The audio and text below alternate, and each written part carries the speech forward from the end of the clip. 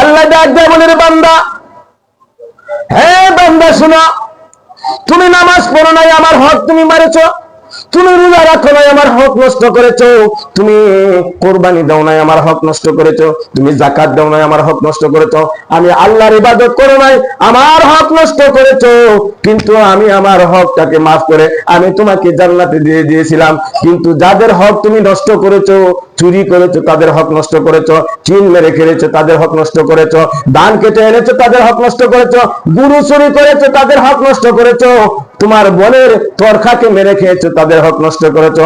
শক্তিশালী হয়ে মানুষের উপর আঘাত করেছো, অন্যায় করেছো। সবগুলা মানুষের হকের সাথে সম্পর্কিত।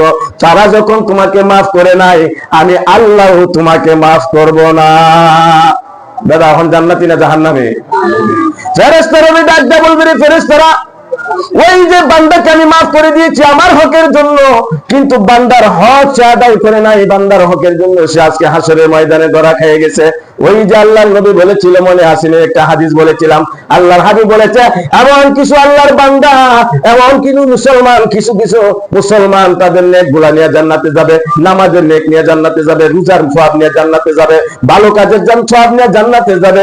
জান্নাতে যাওয়ার পর ওই যে দুনিয়ায় মানুষের সাথে সম্পর্ক খারাপ ছিল, হক নষ্ট করেছিল, চুরি করেছিল, দাড়ি করেছিল, বিভিন্ন ধরনের খারাপ আচরণ করেছিল, মানুষের বোনের সম্পদ মেরেছিল, ভাইয়ের হক নষ্ট করে খেয়েছিল, ওই সম্পদের হক গুলা তাদের কাছে ফিরিয়ে দিতে দিতে তার তামাম নেকের বোঝাটা শেষ হয়ে যাবে। ওই জান্নাতি ব্যক্তিটা আল্লাহ রাব্বুল আলামিন তাকে আবার ধরে জাহান্নামে ফেলিয়ে দিবেন। মোরাল অফ দা স্টোরিটা কি? আলোচনার মূল বিষয়টা কি?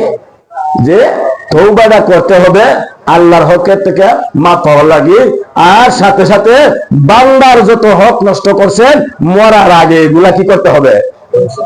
পরিশোধ করতে হবে। আর না হইলে কোনো উপায় নাই, হাসরে ধরা, হাসরে ধরা। অর্থাৎ আমরা মানুষের হক গুলোর প্রতি সজাগ থাকবো যদি আখিরাতে নাজাত পাইতে চাই। আল্লাহ আমাদের তৌফিক দান করুন, বলি আমিন।